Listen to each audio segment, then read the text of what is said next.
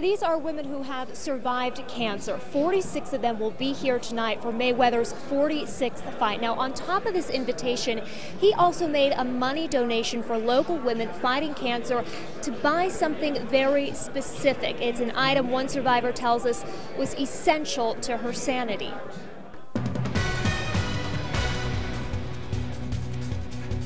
Hi, I'm Crystal Allen. We want to update you on the breaking news happening near Nellis and Stewart. 2 police officers were ambushed by 2 people and shot while they were on break at a pizza shop. Both have died. Our Elizabeth Donatelli has been live at the scene all afternoon near Nellis and Charleston to tell us what's happening. So, Elizabeth, have you learned anything new at this point? We know 5 people lost their lives during this ordeal.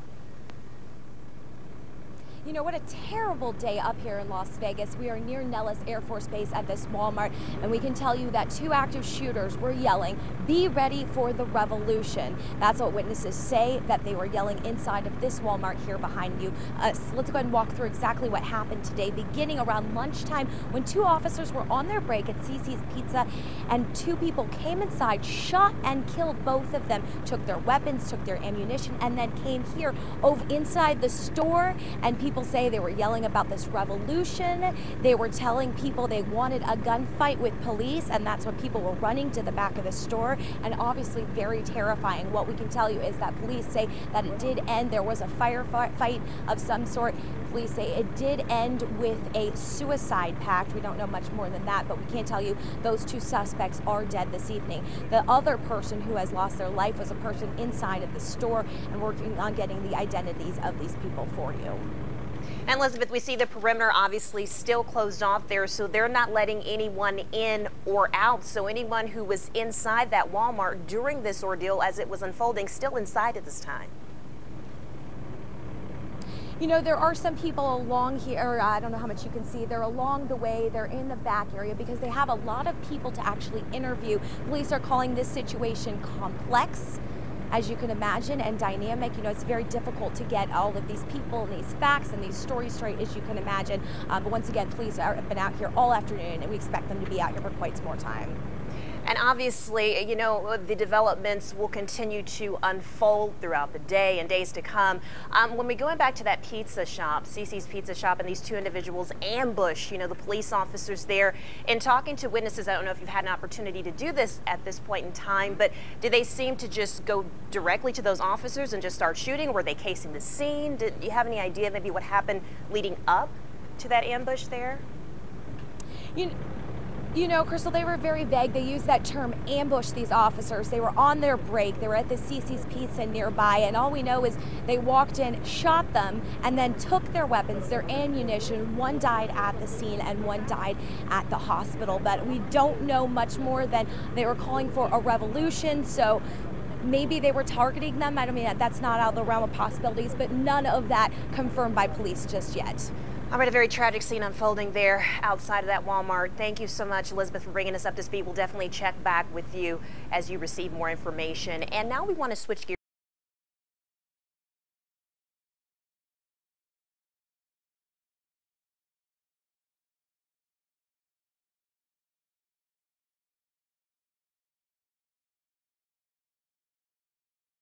Is incredible. Like, when I first saw it, I had no inclination of how it worked. I thought, this is like magic. Max Reed is building towards the future. The Cimarron Memorial High sophomore is among thousands of students competing in the nationwide robotics competition known as FIRST. This program called FIRST is for inspiration and recognition of science and technology. Jean Hoppert is a retired engineer. Her enthusiasm has been a part of Las Vegas since it became a host city 10 years ago. This is our version of March Madness for the mind. I think what's unique about our Clark County students is they really, really want to learn and have fun and explore. 8 Clark County high schools are among the 50 competing at the Las Vegas Regionals. Clark senior Nick Orr says 6 weeks is a tight fit to turn bolts into a 120-pound agile mechanical hoopster. Build your robot, program your robot, test it, troubleshoot it, make any kind of quick fixes. You have to, it's a lot of on-the-fly decisions. We call it the 6 weeks of chaos. The competition goes beyond winning with $12 million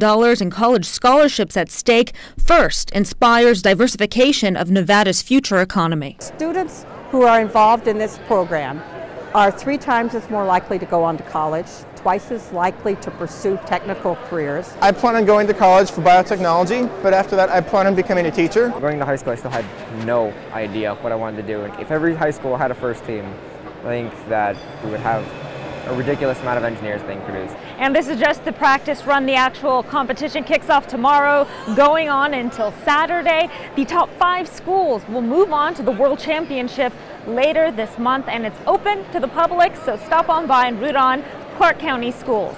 At the Cashman Center, Vicki Gonzalez, News 3.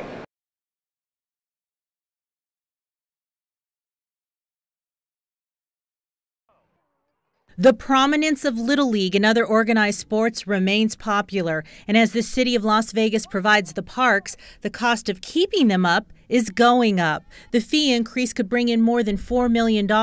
Where's it going to come from?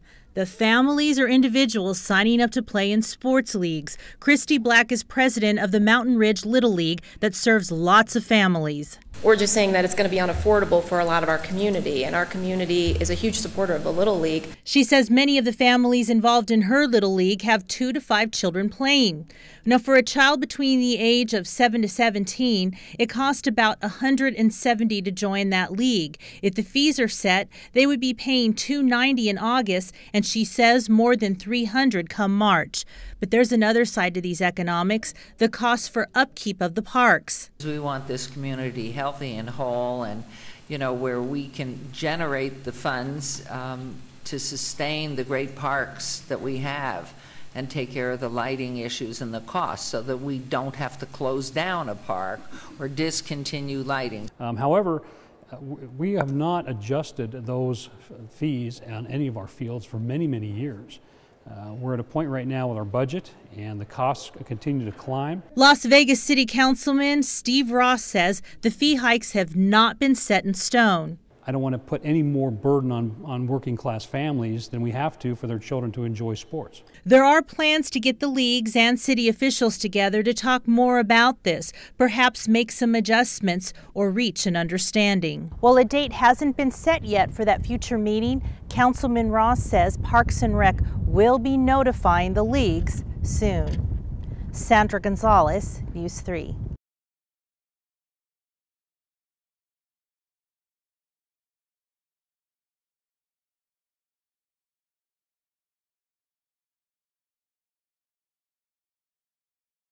It's hard to believe that less than 2 years ago, this happy, energetic 4-year-old boy was dying. My son was diagnosed at 2 years old with an aggressive form of leukemia, and he began the protocol, chemotherapy, radiation, and narcotics. Within 3 months of treatment, my son was dying. Landon's mother, Ciara Riddle, says she took him off of chemotherapy and turned to medical marijuana, oils, and edibles, and now? Landon's cured. He has no cancer. He gets tested every 30 days or sooner. He has 0 cancer cells in his body. Landon has been cancer-free for 18 months, and his mom couldn't be happier. That's why she formed the advocacy group Canamoms for parents in similar situations, and also why she set up this booth at the International Cannabis Association's Expo in Las Vegas. We come out to these events and we try to educate people and show people that cannabis oil for children is not scary. Riddle's booth is one of 40 lining the Hard Rock Hotel's Muse Hall. The expo featuring 31 guest speakers, consultants, products, and vendors like DrugSafe, selling fingerprint technology lockboxes. If you have medications at home, you have to lock them up because young kids are inquisitive. They get their hands into everything. A teenager knows what they're going for. They're looking for the medications. And if you've never seen what the inside of a medical marijuana dispensary looks like, this model at the expo will give you a feel for what will be popping up in local neighborhoods soon. I've never seen a dispensary. I went out to Colorado and I said, wow, this is what it is. And most of our attendees have never seen a dispensary. Dan Hummington, co-founder of the International Cannabis Association, says the 2-day expo drew around 1,000 people, each paying $800 per ticket. This is the International Cannabis Association's first expo, and organizers say they plan to make this an annual event here in Las Vegas. The next expo will be in New York City in September. Denise Toussaint, News 3.